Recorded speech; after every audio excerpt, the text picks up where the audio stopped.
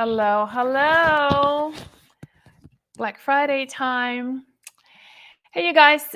Magdalena here. And I want to wish all of you who are celebrating Thanksgiving a very peaceful, joyful, healthy Thanksgiving. And hopefully with a lot of really healthy recipes that can be so contagious that everybody else is going to start loving them. Actually, healthy food can be really tasty. So I want to talk a little bit about, before we all kind of switch off everything for tomorrow and then start crazy shopping on Friday. And some of you might have seen from us early access. We've given early access to people who've been following us for a while to kind of make sure that if we run out of inventory, we run out.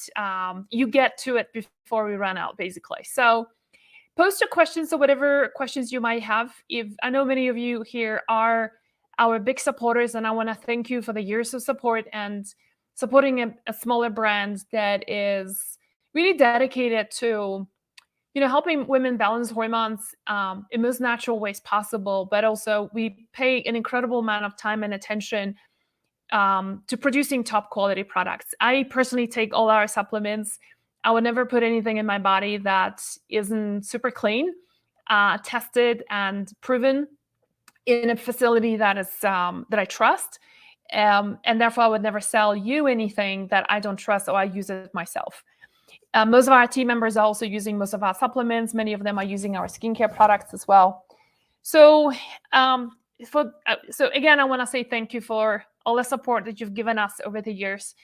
And if you like our supplements, that this might be a really good time for you to stock up on the supplements. We typically don't do deep sales like this. This time around, it is 25% across the store. So if you haven't been to our stores, wellena.com, WELLENA.com. And that's, so we have 25% off. We also have, it's all free shipping right now. And then you get 3 tiers of goodies. We have a lot of guides for you and like really simple but super helpful checklists that we're giving away with purchases. So if you reach $100, you get 2 checklists. If you reach $150, you get more checklists, but also you would also get from us a gift card that's worth $25. And then if you reach $250, then you get a $50 gift card from us that you can use anytime during the month of December. So it's a pretty sweet deal. And for those of you who have maybe not, have tried us yet, then, maybe this is the good time. Do I have lipstick on my teeth? I might. Might be a really good time for you to do so now and support us. So before I dive into like specific questions, hello, Amazon. Shh, it's okay. It's okay. Everything is okay. It's okay. It's all right. Amazon just delivered something in the door. So the dogs are protecting the house. Yeah. So, before I dive into specific questions, I would love to also tell you a couple of things to look out for, when it comes to supplements. I know many of you are going to be shopping for your favorite supplements during this time. And that's great. And so I want to just give you a couple of pointers. I never discuss specific brands because I think it's not fair. But I want to give you a couple of pointers so that you know what is considered a really high quality supplement, right? So the first thing that you want to see on the bottle is GMP, so good manufacturing practices, a GMP facility. It's a third-party certification that a manufacturer gets. It basically means that they tend to be very careful who they source it from.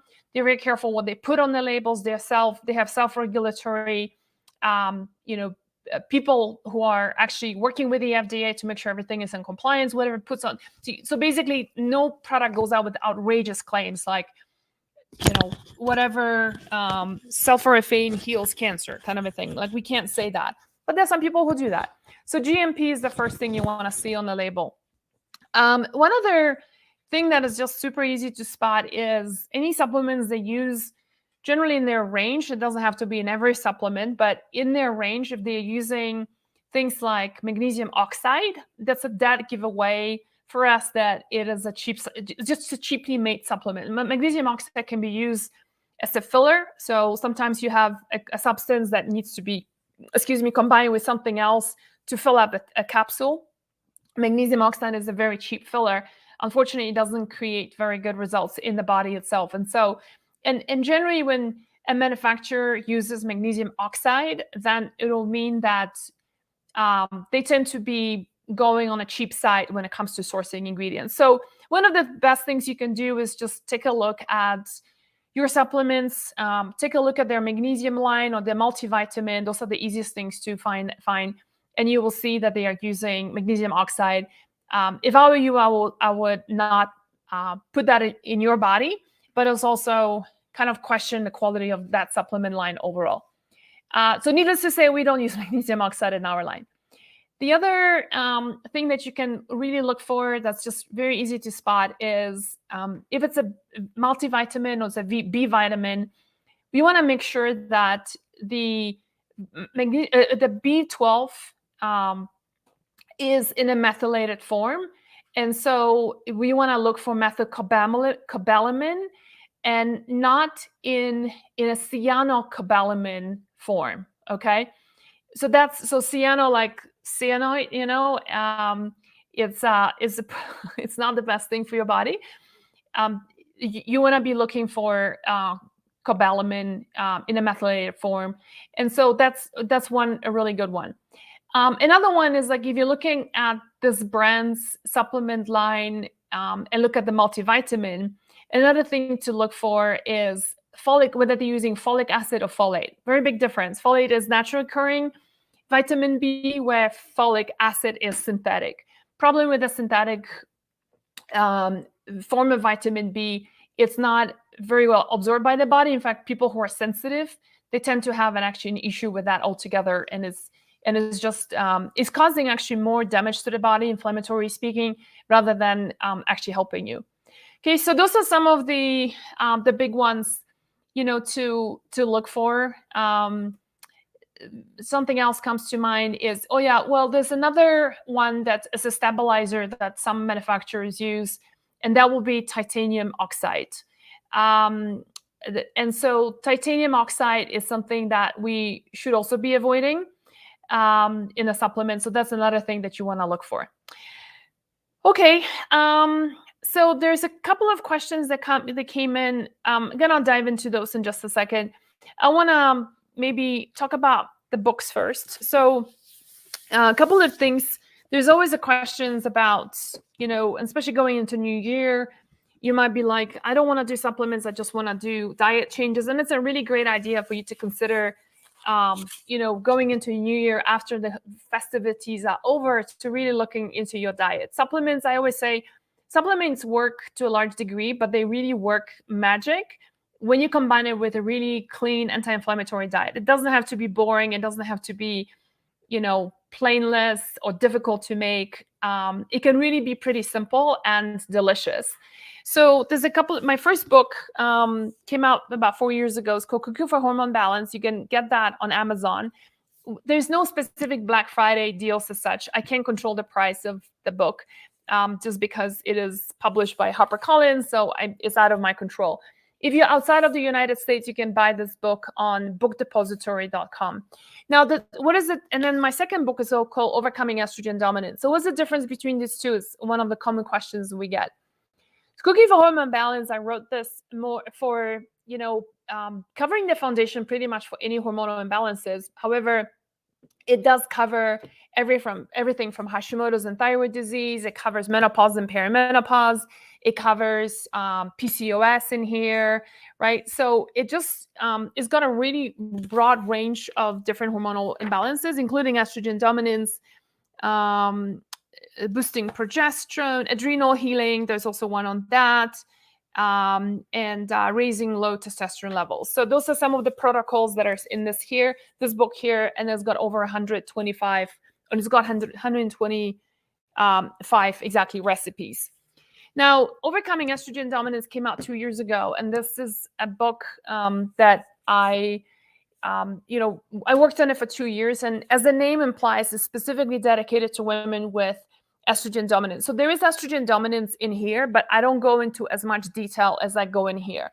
Here I talk about, like, I go by conditions that are caused by estrogen dominance, which includes things like fibroids. So you have specific protocols for like fibroids, lumpy and fibrocystic breast, period problems, hot. So when I say period problems, everything from PMS to very heavy periods, scanty periods, non-existent periods, irregular periods. Then we have hot flashes and night sweats, thyroid nodules, miscarriages, endometriosis, breast cancer. There's a whole protocol in breast cancer, cellulite, and stubborn hip fat, right? So those are some of them. Let me see. It's a beautifully, by the way, produced book with really beautiful photography. I'm really proud of the creative aspect of things. So yeah, so I think I mentioned most of them: infertility, miscarriages, cellulite, breast cancer. Yeah, so I think I covered most of them. And then, when I go, for example, into hot flashes, it has a very specific protocol on what to add, what to remove, but looking at what are the diet changes, what are the supplements, what are the herbs. Overcoming Estrogen Dominance is also available on Amazon, and if you're overseas, you can go to wellena.com, and on our website, on wellena.com, we have the book listed for purchase. You just have to pay international shipping, which, depending on a country, can be quite a lot. But it is what it is. I think it's a pretty unique book that I hope that additional $30 shipping is going to be worth the years of troubles that you are saving yourself, or the current troubles you're having and going from doctor to doctor trying to resolve your symptoms. So supplements are just a wonderful way of really supplementing everything that you're doing, from a health perspective, and really balance your hormones in a beautiful way. And so this is really where, okay, do you want me to take the question, Jen?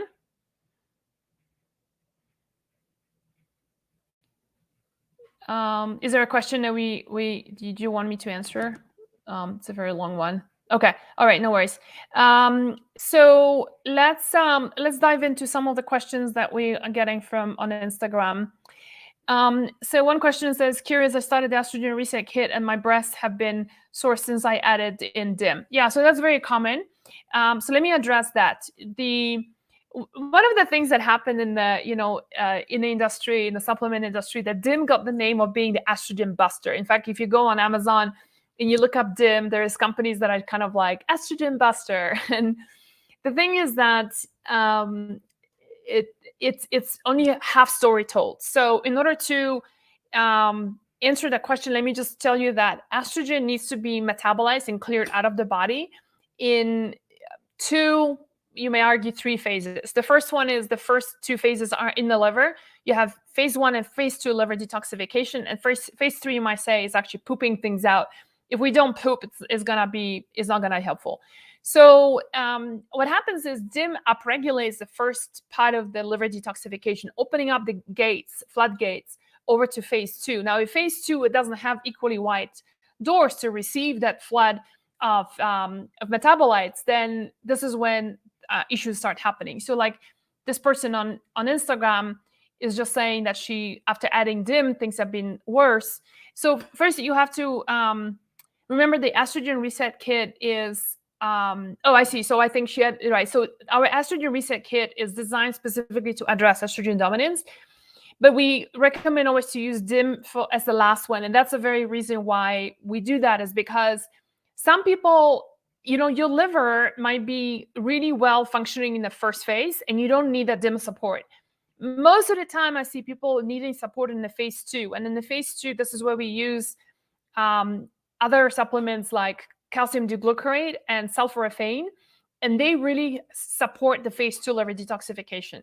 So I like, as a practitioner, I recommend to start off with supporting your phase 2, which most women I find need most support with. And this is the reason why when you say you've added DIM and you have started having sore breasts, it's probably because you just don't need DIM in your liver detoxification process. That's really as simple as that. So, when people say DIM as an estrogen buster, it kind of irritates me because, as you can see, it's a story not fully told, right? You're just upregulating first part, but then you're leaving the part 2 of the liver detoxification process unsupported.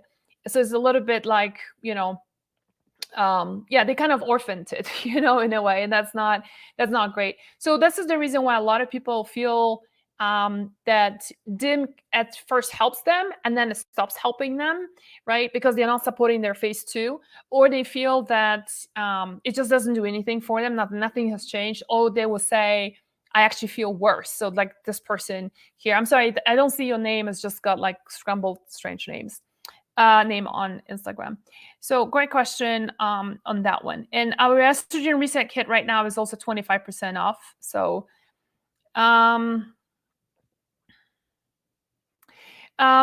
what is magnesium oxide doesn't work and causes stomach upset for constipation? I'm not sure if I understand the question fully, but I think what you're asking is why doesn't it work? And yeah, so it can definitely cause stomach upsets. It can cause some people constipation, but other people actually magnesium oxide can also be used in some cases as a laxative. So some people actually get loose stool from it. But magnesium oxide is just the way it's designed. It's it also gets deposited in the joints. So a lot of people start taking some kind of a supplement that contains magnesium oxide, or they take magnesium oxide because they think they're taking magnesium, and then what happens is they start developing a lot of pain in their joints. So overall, it's not. This is the reason why we don't suggest that supplement at all, not even to be part of any of your supplements altogether. Kieran is asking, do liver packs with castor oil help with detox estrogen from the liver? Yes, they do.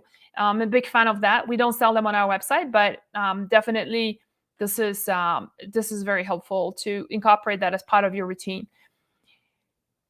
Please recap in what order the estrogen reset supplement should be used. So if you're talking about the estrogen reset kit, I recommend to do Broca Power first, which is sulforaphane, then followed by calcium D-glucarate, and only then incorporating DIM. And by the way, that's on our website. If you go to wellena.com, you will see there's actually a table showing how to time it and when to take which supplement. And so, and I prefer to space them out about 2 weeks away from each other, so that when that something can make a difference, or it can make you feel worse, right? Typically, it's the DIM that we see most women actually start feeling worse. Then it's just your body's just telling you, you know what, I don't need DIM. I'm okay without DIM. I want to give you guys a quick story about calcium D-glucarate and just how powerful it can be. So I have a friend who is a very active climber, and she's also a fellow herbalist, and she has a profound knowledge of health. She has a number of autoimmune diseases, which she has under control. And so basically, and she's on AIP, which is Paleo for Autoimmunity. She's been on it for years. She's really following the protocol. And so just a lot of really good stuff. And she lives this lifestyle, right? And so she's an avid sports person, a climber, and a skier. And what happened was 2 weeks out of a month, she would have these engorged breasts. And so her breast was so painful. She couldn't even put on a bra, couldn't exercise, didn't want to be intimate. She had two sets of bras. One was an A cup and the other one was a C cup, because her breast would swell up so badly. So you can just imagine, like, this is not just like, oh, I have a bit of tender breast before my period kind of a thing. This was like really going out of control. And so she had gone to see a number of different doctors, including naturopath, functional doctors, paying a lot of money for it. And I met her, was it 2 years ago in a botanical camp. And when she was sharing that story with me, she's like, I don't know what the heck this is, what's going on. I know it's estrogen dominance. I just don't know what to do.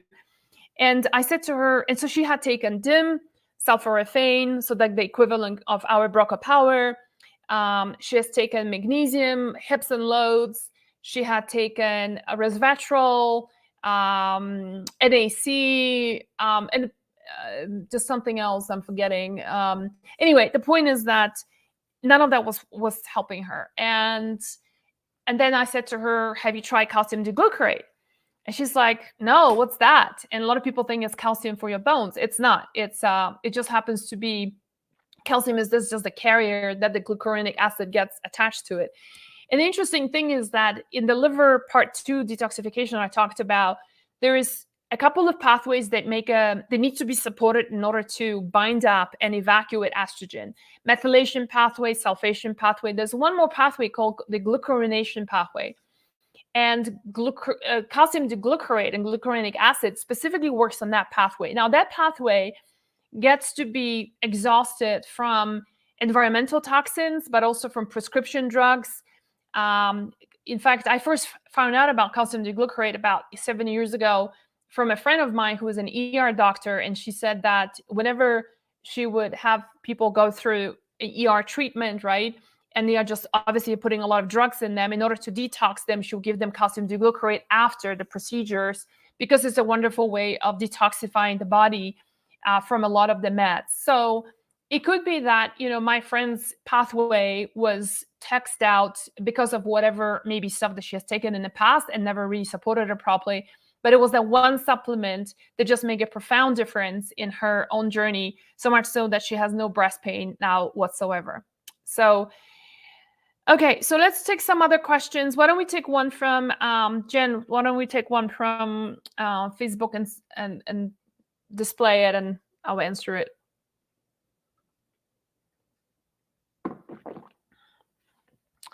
Are we planning to make vitamin E again in the future? No, not really, is the short answer. But there's plenty of vitamin E's out there on Amazon.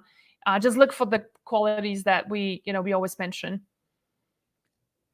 Let's see. Is Hashimoto's included in estrogen dominance area? So if you're talking about the book, then no, I don't talk about. So Hashimoto's is covered, and thyroid condition is covered in this book here, Cooking for Hormone Balance. There's a whole protocol on Hashimoto's and low thyroid function.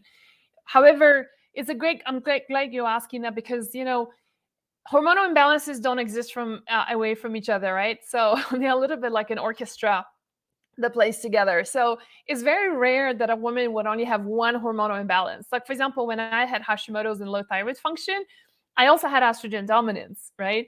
A lot of times women have adrenal, and I'm sure I had adrenal issues back then too. There are women who have, are going through perimenopause and menopause, so low estrogen, and they're experiencing estrogen dominance. Many of them actually in menopause also end up having low thyroid functions and Hashimoto's. So it's very seldom that is just one thing that happens in isolation. They're typically connected. Now, when you talk about estrogen dominance and Hashimoto's, one of the things that happens in a body is that a lot of women have Hashimoto's and also estrogen dominance. And estrogen dominance is bad news for people with low thyroid function. Why? Because your T4 hormone, which is produced by the thyroid, then gets converted to T3 in the gut, in the liver.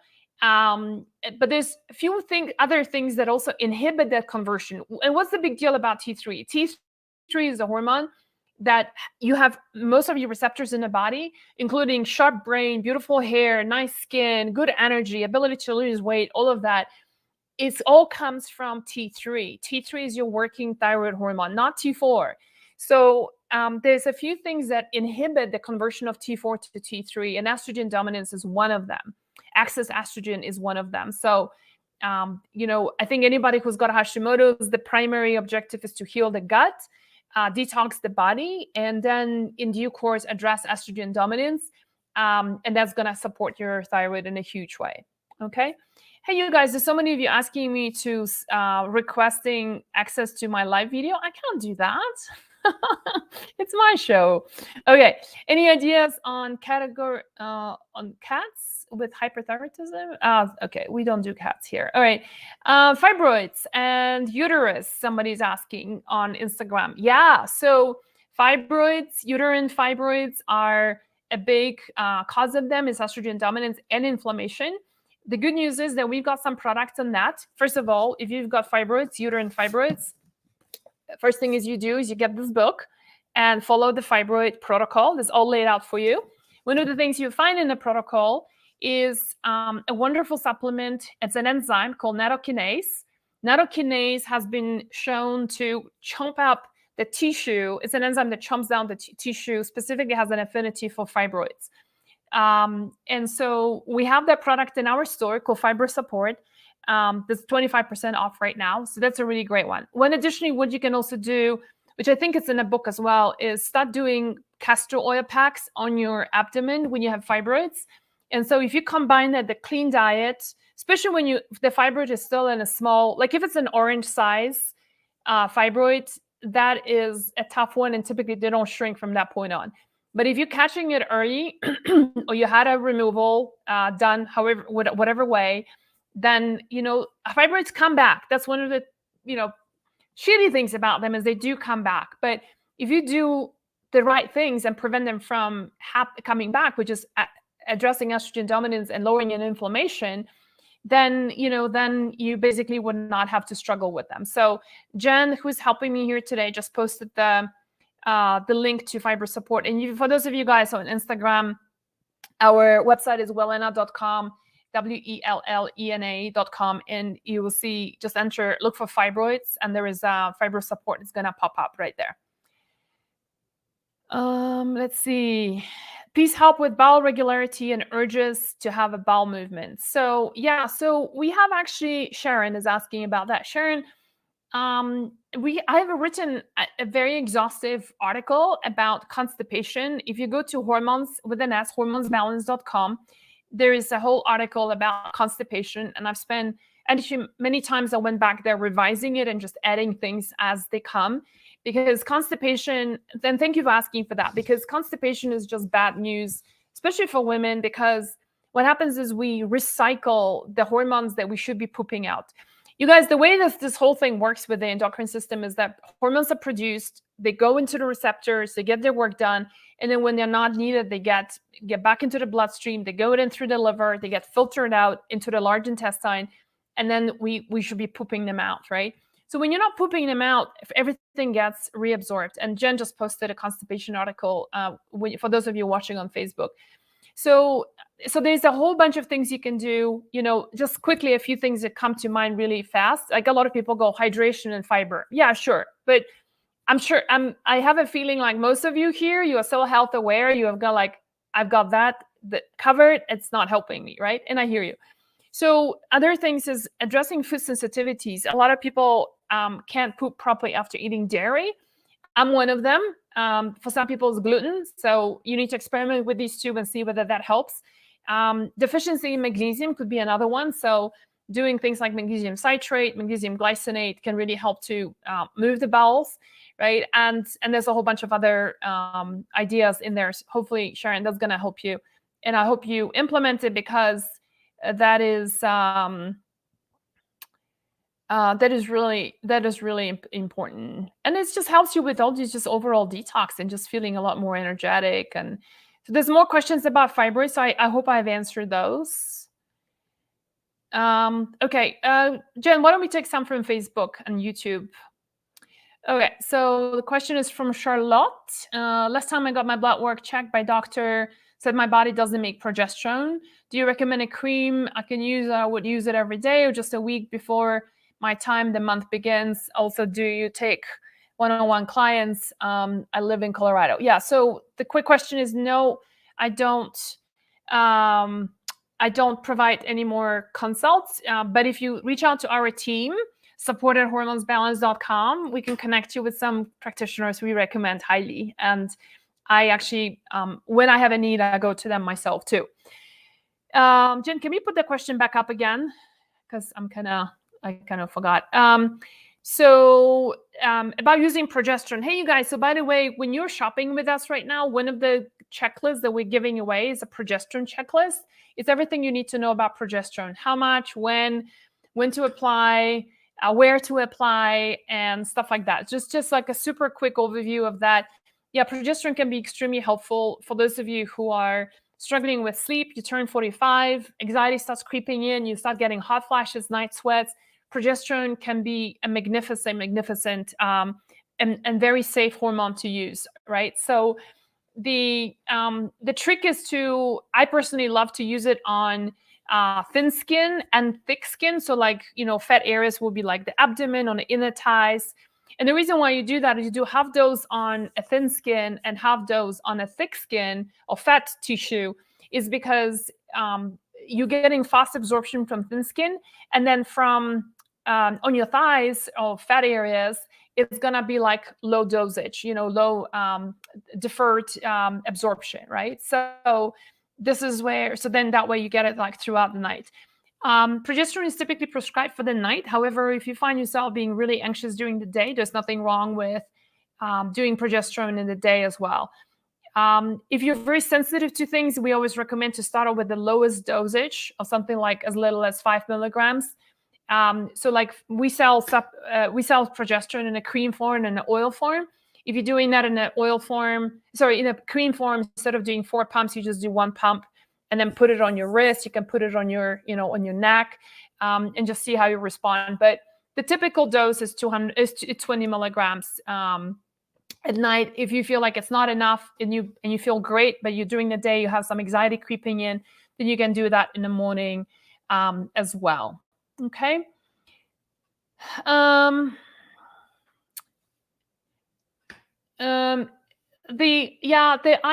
iron thing is a bit tricky. So there's a lot of absorption with iron can vary because of, like, first of all, don't eat dairy. When you're eating anything contains iron. When you're doing iron containing foods, combine it with vitamin C for better absorption, away from dairy, most definitely. You need to have an acidic stomach in order for iron to be absorbed by the body, which is another interesting thing most people don't realize. And if you're taking supplementation, I'm blanking out right now on the name, but if you just like Google around supplements for iron that do not cause constipation, there's one plant-based one that is really wonderful that can really help with that. Okay, next one.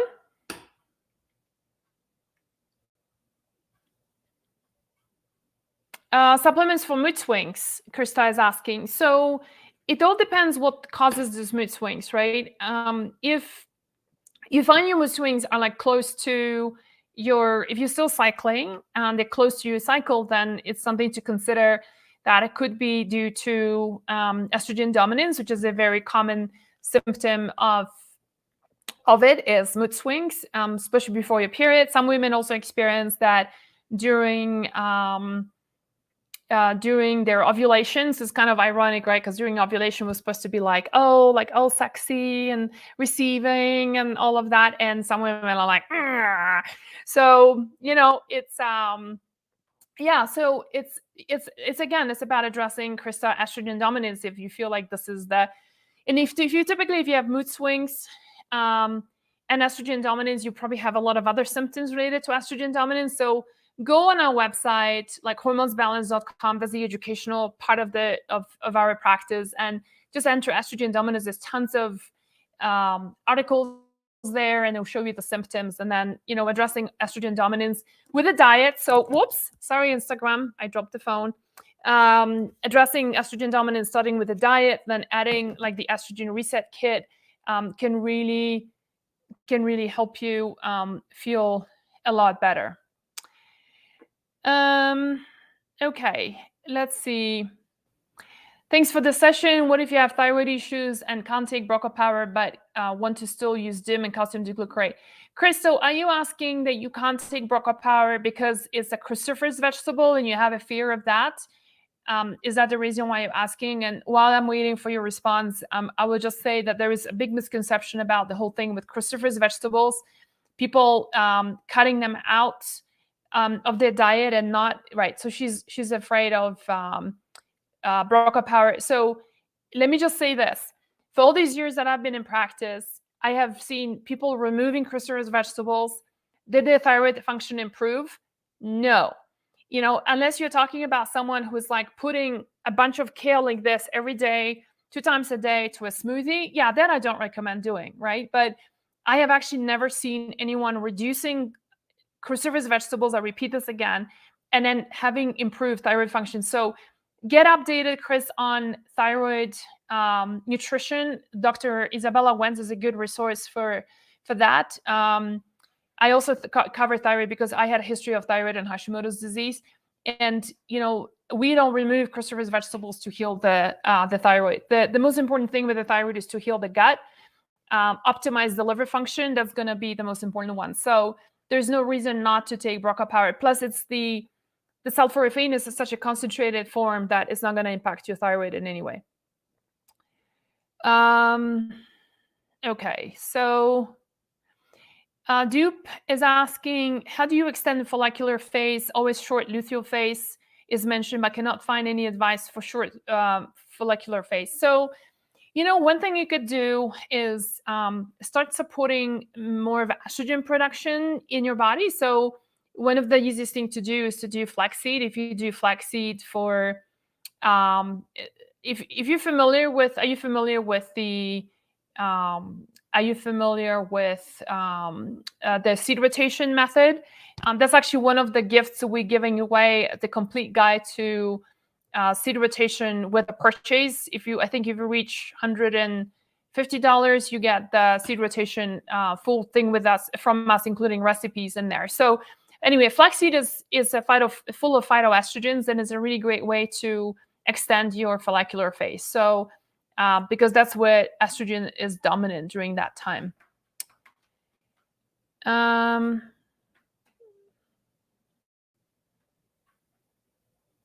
Could progesterone supplement help with constipation? No, I wouldn't say so. That's not the predominant thing to use. For constipations, like I said, check out the article that we have on our website. I have found that modifying the diet, so reducing food sensitivities like gluten and dairy, especially addressing magnesium deficiencies, doing things like flaxseed like at night, ground out flaxseed, it's something that is really helpful with creating really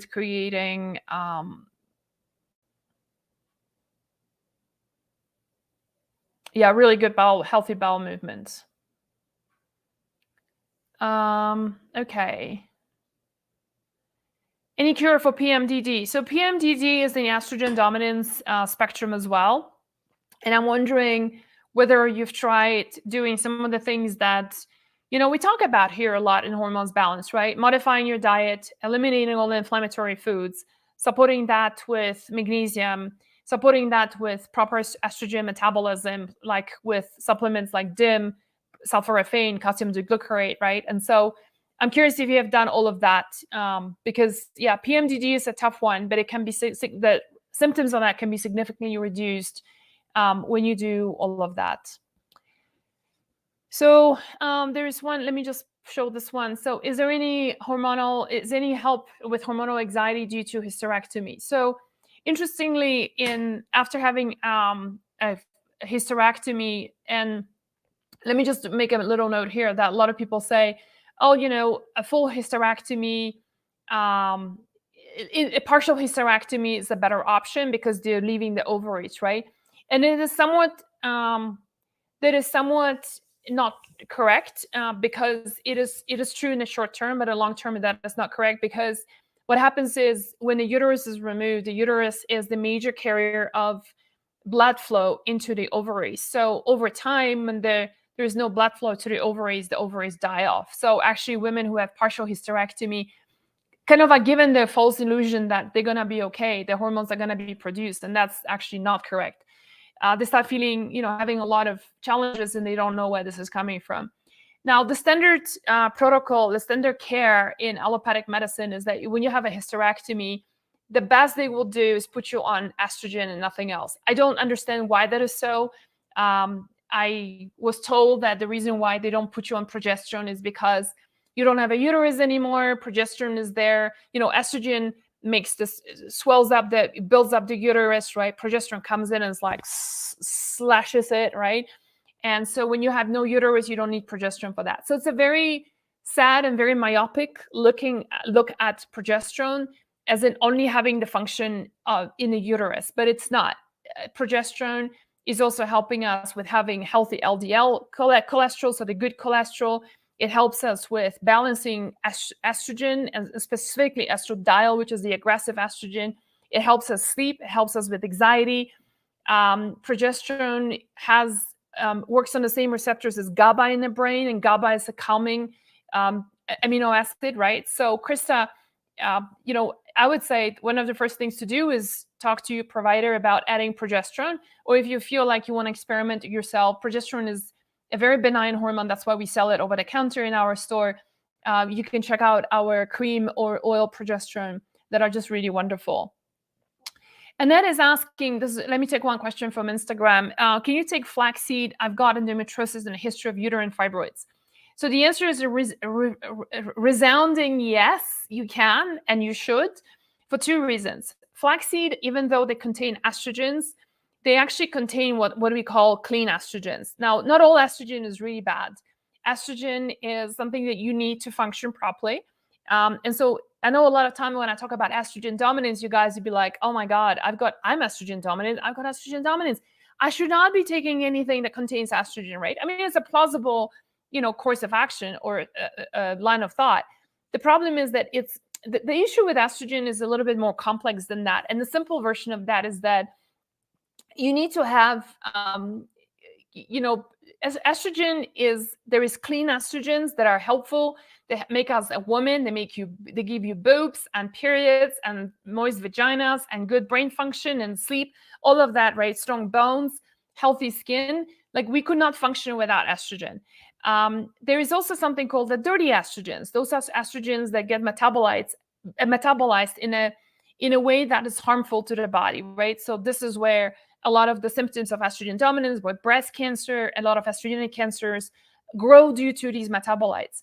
So flaxseed is full of those good, clean estrogens. And not just that, flaxseed has got this additional benefit, and that is it actually blocks the receptors from the dirty estrogen from coming through. So it's actually really quite amazing food. I will say, though, that probably 1 out of 20 women I found have a reaction to flaxseed, meaning instead of feeling better, their periods getting better, their breast, pain getting better, etc., they're actually getting worse. And after having done a lot of research on this topic, I have found that there is women who are lacking diversity in their gut bacteria, in their microbiome, tend to be more prone to not metabolizing flaxseed in the right way, right? So, but anyway, those are more of a minority than a majority of women. So anyway, don't be afraid of flaxseed. The same way, like I just attended over the summer, a really wonderful botanical conference, but there was this one guy who, took us on a nature walk, and there was black cohosh. And he says, oh, black cohosh should never be given to patients with breast cancer. And so everybody's just writing their notes, like no black cohosh for people with breast cancer.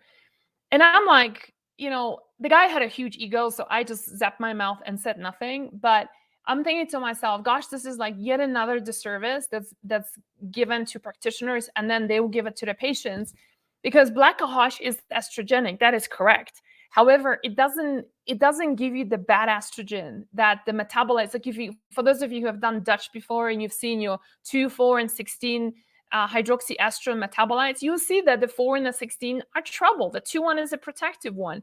So, things like black cohosh or red clover, or like my sister right now is having massive hot flashes, right? So I've just sent her a whole bunch of progesterone, but she's doing red clover, and guess what? Her hot flash has gone away because of that, right? And so red clover has raised her estrogen in a positive way, and she's actually feeling a lot better. So yeah, so okay. Let's see, what else do we have? I have your book, Charlotte is saying, love it. I literally have a good week and a half after my period, and then 2 weeks I'm dizzy, depressed, moody, short of breath, trying to figure out what supplements I should take. I just want to live a normal life. Yeah. So Charlotte, one of the things is, so you said you have the book, so that's great. The question is, are you actually implementing what's in the book? So, knowing and doing are two different things. So I'm being cheeky, but I hope you take it in good stride that I'm just asking, have you actually implemented being gluten-free, dairy-free, supporting your liver a lot, doing castor oil packs, detoxing in a gentle way, eating a lot of cruciferous vegetables, a lot of fiber, pooping on a regular basis, and then correcting a lot of your deficiencies like magnesium, and supporting your body with estrogen reset kit, right, with those 3 supplements to metabolize estrogen better. When you're feeling crammy like this in the second part of the cycle, it typically means that it could also be due to low progesterone levels. So that's another thing to look into. But yeah, I have a lot of questions on that, and so I'm just curious where you are with that. Can maca help or cause hot flashes is one of the questions that we got here.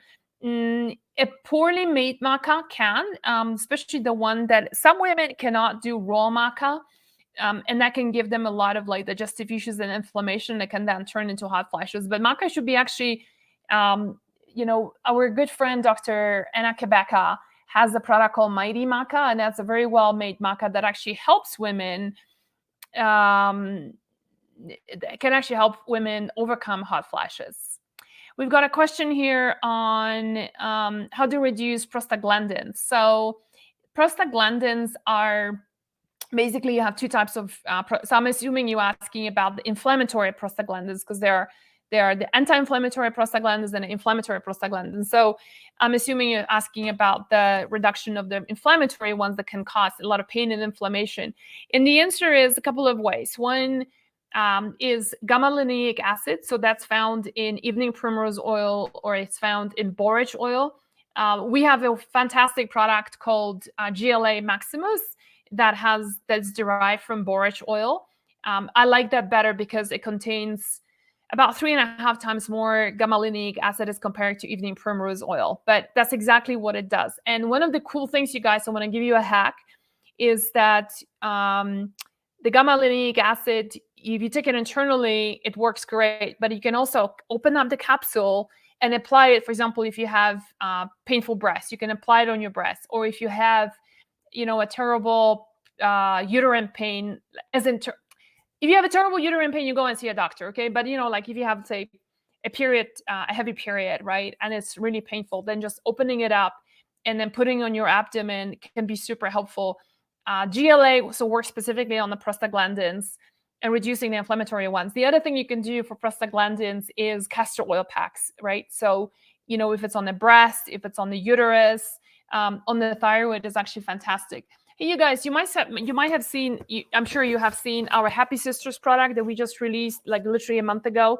And one of the things that's in Happy Sisters, both in the supplement and in the topical, in the cream, is gamma-linolenic acid, for that very reason, because it works on our prostaglandins, and that's why it can reduce the pain in the breast pretty quickly. And then we're also using it internally because it just works so much faster. Do you recommend being on bioidentical hormone therapy during menopause? Yes, I do. So there's a few schools of thoughts in this, as in, I just want to be supernatural and just support my body, in nothing but just giving it nutrients. So it produces, like, I'll take flaxseed, I'll do black cohosh and this and that, because it will help me raise estrogen. And or I will do some natural things for producing my own progesterone, right? And all of that is very plausible. And if these measures work for you, fantastic. Kudos to you. Get your bones checked ever since you turned 55. Your bones are all strong. You're doing all natural stuff. Great. You're doing weight training, right? And it helps your bones too, your bone density. Wonderful. Fantastic. And for some women, that's enough. And there's other women who are like, I've done all of that, and my bones are getting worse, and I'm getting depressed, and I can't sleep at night, right? And, and my vagina is really dry down there, and things are not happening in a bedroom, and I'm feeling horrible, I'm forgetting things, then maybe this is a time to then consider bioidentical hormone. In my school of thought, and I hope you appreciate some of that, at least to some extent, is that I tend to not go to bioidentical hormones right away, because I feel like it's a little bit like a Band-Aid. Like, for example, let's just say, woman has start having migraines, forgetfulness, right? And she's just feeling a lot of fatigue, can sleep at night. Boom, the first thing she does is bioidentical hormones, right?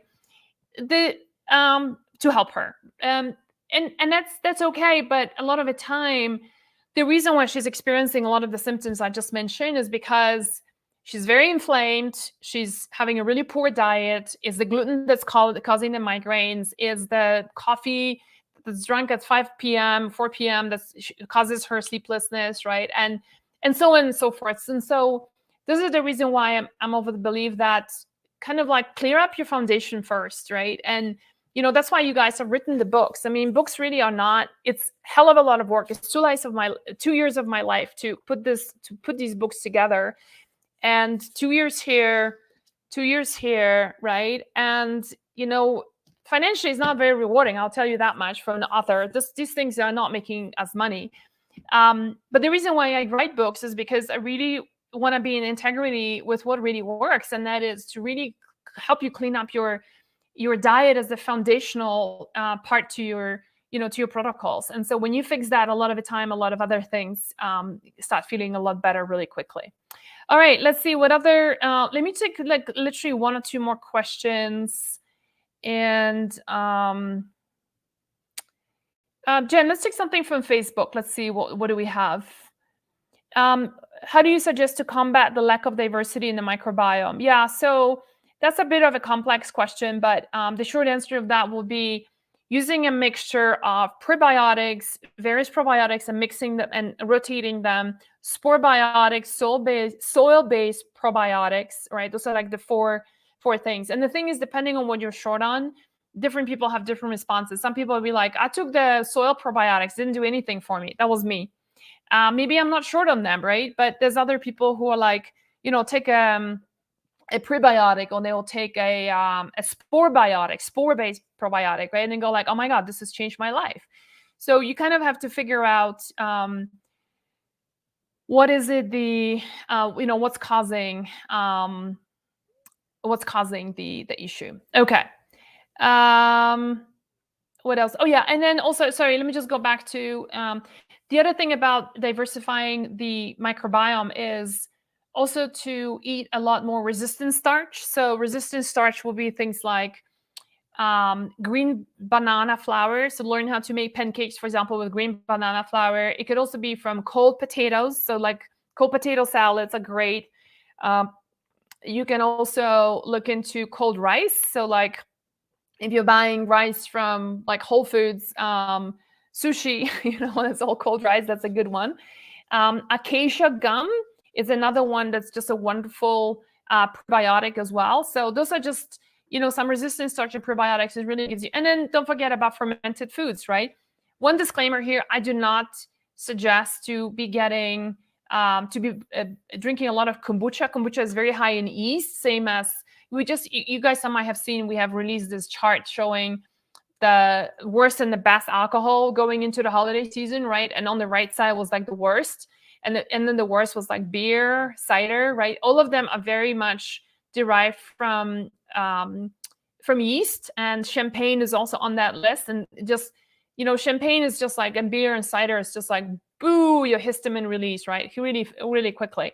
So and so kombucha is in the same category as well. But the great foods that you can incorporate is things like sauerkraut, kimchi, if you can tolerate nightshade vegetables, dill pickles, right? And so those are just some really great ones. Krista is asking, any specific diet for balancing hormones? Yeah, so I think you missed the first part. A couple of books, both of them available on Amazon: Overcoming Estrogen Dominance, Cooking for Hormone Balance. If you just enter Magdalena in Amazon, you will find both the books over there. Okay, Jen, are we good? So I just want to wrap up the call today. We have 25% going on across the store in Wellena, and it's both on supplements, also on our skincare line. And then with that, we also have gift cards for you, $25 and $50 you can use in December. We also have a whole bunch of checklists and guides for you to download with your purchase.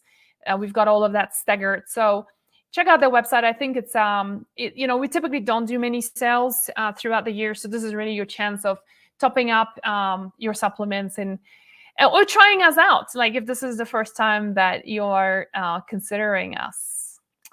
Well, thank you everyone for all your lovely questions and being very participative. I want to wish you a very peaceful Thanksgiving.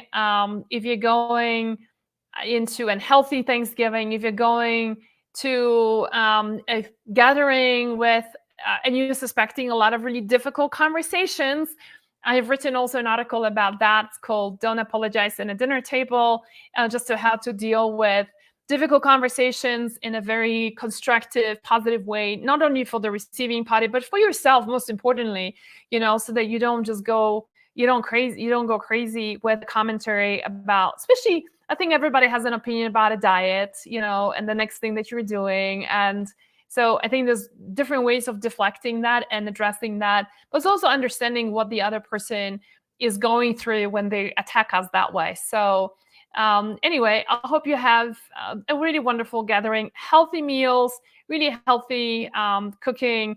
And there's so many different options. We've also done if you remember, we sent out an email, I think a week ago, like the healthy recipes. Anyway, it's already Thanksgiving tomorrow, so I'm sure you got your recipes figured out.